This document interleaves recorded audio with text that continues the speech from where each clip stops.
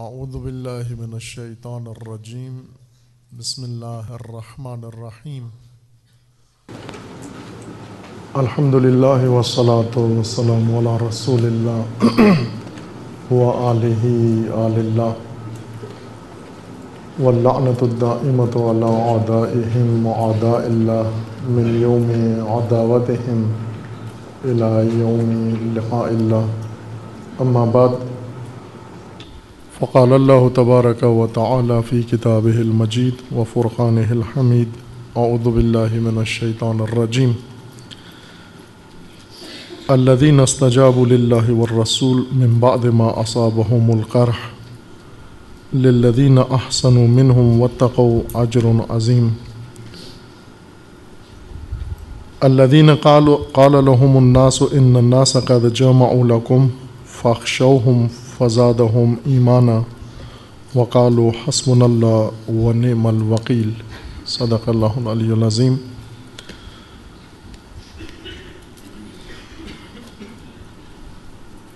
گلگت میں اور چلاس کے مقام پر جامع شہادت پانے والے شہدائے گران قدر و عظیم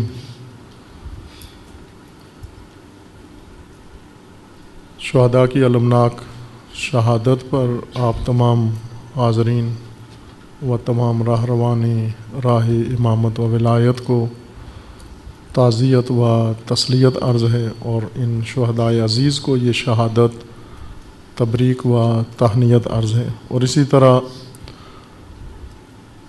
ان عزیز شہیدوں کے خانوادہ، ان کے والدین، ان کے اعزاء و اقرباء اور ان کے بعض ماندگان و پسماندگان کو تسلیت و تعزیت عرض ہے۔ اسی مناسبت سے آج جو گفتگو آپ کی خدمت میں عرض کرنی ہے اس کا عنوان ہے خون 100,000 انجم سے ہوتی ہے سحر پیدا۔ خون 100,000 انجم سے ہوتی ہے سحر پیدا۔ عزیزان، مدت سے سرزمین پاکستان بلکہ کئی سالوں سے تلخ اور ناگوار حادثات و اتفاقات کا شکار ہے، اور جس میں خصوصیت کے ساتھ تشیع ہدف بن رہا ہے اور ناقابل تلافی نقصان پیکر تشیع پہ وارد ہو رہا ہے، اور اسی طرح پیکر اسلام پر۔ البتہ فقط تشیع ہی نہیں ہے بلکہ پوری ملت پاکستان ان حوادث سے متاثر ہو رہی ہے، اور نظام مملکت پاکستان اور امت اسلامیہ کا پیکر اس سے جریحہ دار ہو رہا ہے۔ لیکن چونکہ ان ناگوار ضربات کا پہلا ہدف تشیع بنتا ہے، لہذا تشیع کو زیادہ صدمہ و زیادہ نقصان اس سے پہنچ رہا ہے۔ ہر چند گاہ ایسا واقعہ رونما ہوتا ہے بہت ہی تلخ و شدید، جیسے کہ گلگت میں کچھ ہی عرصے کے بعد یہ واقعہ تکرار ہوا۔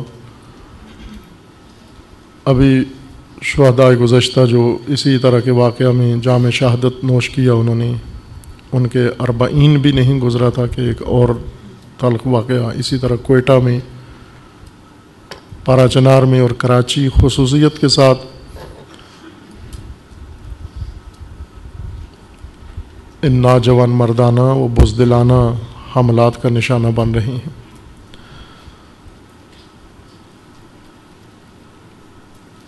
پاکستان جس میں ہم یہ حالات کا سامنا کر رہے ہیں، ہمیں دقیق اطلاع ہونی چاہیے اور تحلیل ہمارے پاس ہونا چاہیے کہ ہم کس قسم کی سرزمین پر زندگی بسر کر رہے ہیں۔ اس نقطے کی طرف توجہ بارہا مبذول کروائی گئی ہے کہ ہمیں باور کر لینا چاہیے کہ ہم کس قسم کی سرزمین پر زندگی بسر کر رہے ہیں، تاکہ اسی کے مطابق اپنی زندگی کے لیے حالات و وسائل مہیا کریں۔ موسم گرما کا آغاز ہے اور جب ہمیں یقین ہو جاتا ہے، تصدیق کر لیتے ہیں کہ گرمیوں کا آغاز ہونے والا ہے اور پاکستان ایک گرم علاقہ ہے، تو ہم پہلے سے ہی ذہنی طور پر اور عملی طور پر موسم گرما کے لیے تیاری شروع کرتے ہیں اور آمادہ ہوتے ہیں۔ اس لیے موسم گرما کی شدید گرمی سے کم تر نقصان اٹھاتے ہیں، لیکن وہ لوگ جو اپنے آپ کو اس موسم گرما میں زندگی کے لیے تیار نہیں کرتے، ان گرم ہواؤں اور گرم ہواؤں کے تھپیڑوں سے زیادہ نقصان اٹھاتے ہیں۔ ہمیں معلوم ہونا چاہیے کہ جس مملکت میں سرزمین پر ہم رہ رہے ہیں اسے پرآشوب بنا دیا گیا ہے، تھی نہیں لیکن اسے عمدن جان بوجھ کر پرآشوب بنا دیا گیا ہے۔ ایک آشوب زدہ مملکت کے اندر ہم زندگی بسر کر رہے ہیں۔ آشوب نے اس سرزمین و اس کے نظام کو ناپائیدار بنا دیا ہے۔ ناپائیدار مملکت میں ہم زندگی بسر کر رہے ہیں، اور ہمیں یہ معلوم ہونا چاہیے کہ ناپائیدار حالات میں زندگی بسر کرنے کے آداب کیا ہیں، قوانین کیا ہیں۔ ہم ناپائیدار و آشوب زدہ مملکت میں ان آداب کے ساتھ نہیں رہ سکتے جو پائیدار نظام کے اندر مقرر ہوتے ہیں زندگی کے لیے۔ ناپائیدار چیز یا ناپائیدار ریاست ایسی ہے جس میں کوئی چیز اپنے مقام پر نہیں ہوتی، اور بے یقینی کی کیفیت ہر لحاظ سے چھا جاتی ہے۔ سیاسی لحاظ سے بے یقینی کی کیفیت ہوتی ہے، اجتماعی لحاظ سے بے یقینی کی کیفیت ہوتی ہے، مذہبی دینی اعتبار سے بے یقینی کی کیفیت ہوتی ہے، امن و امان کے لحاظ سے بے یقینی کی کیفیت ہوتی ہے۔ یہ ناپائیدار ماحول کی علامت ہے، بے یقینی کی کیفیت ہونا۔ جہاں پر ناپائیداری ہو وہاں حالات کی پیش بینی دقیق نہیں کی جا سکتی کہ کیا ہونے والا ہے اور کیا کچھ ہو سکتا ہے اور کس حد تک ہو سکتا ہے۔ ناپائیداری کی دوسری علامت یہ ہے کہ قابل پیش بینی نہیں ہوتے حالات۔ اور ایک بڑی علامت ناپائیدار سرزمین و ناپائیدار مملکت و ریاست کی یہ ہے کہ اس میں حالات کی کوئی سمت نہیں ہوتی۔ کسی وقت بھی حالات کسی طرف رخ اختیار کر سکتے ہیں، اور حالات کی زمام کسی کے ہاتھ میں نہیں ہوتی، قابو کسی کے اختیار میں نہیں ہوتا حالات کا۔ لہٰذا ایک منہ زور چموش حیوان کی طرح حالات جدھر بھی رخ کرنا چاہیں کر لیں۔ بعض اوقات آندھیاں ہوتی ہیں، ان آندھیوں کا رخ معلوم ہوتا ہے، ہوائیں چلتی ہیں ان کا رخ معلوم ہوتا ہے، زلزلے آتے ہیں ان کا رخ معلوم ہوتا ہے، سمت معلوم ہوتی ہے۔ اور جب حوادث و اتفاقات اور حالات و ناگواریوں کا رخ معلوم ہو ہمیں، ان سے بچنے کا انسان اہتمام کر سکتا ہے، لیکن جب رخ معلوم نہ ہو اس وقت حالات زیادہ نقصان دہ ثابت ہوتے ہیں۔ یہ ناپائیداری کی اہم ترین علامتیں ہیں اور ناپائیداری کے اہم ترین اثرات ہیں۔ اور ہم جس سرزمین پر زندگی بسر کر رہے ہیں اس میں بے یقینی کی کیفیت اپنی انتہا کو پہنچی ہوئی ہے، ہر پہلو سے، کسی لحاظ سے بھی وثوق و یقین سے کچھ بھی نہیں کہا جا سکتا، ہر پہلو بے یقینی کا شکار ہے۔ اور اسی طرح ناپائیداری کی وجہ سے یہ بھی نہیں تعین کیا جا سکتا کہ کل کیا ہونے والا ہے، سیاسی افق پر کیا ہونے والا ہے، اجتماعی سماجی افق پر کیا ہونے والا ہے، مذہبی دنیا میں کیا ہونے والا ہے، حکومتی ارکان میں کیا ہونے والا ہے، اور غیر حکومتی شعبوں کے اندر کیا اتفاق رونما ہونے والا ہے، ملک کے اندر اس ریاست کے بارے میں کیا رویداد پیش آنے والی ہے، اور ملک کے باہر اس کے بارے میں کیا حادثہ پیش آنے والا ہے۔ ناگہان و اچانک ہر وہ حادثہ ہو گزرتا ہے جسے انسان توقع نہیں کر رہا ہوتا. یہ ناپائیداری کی علامت ہے اس سرزمین پر.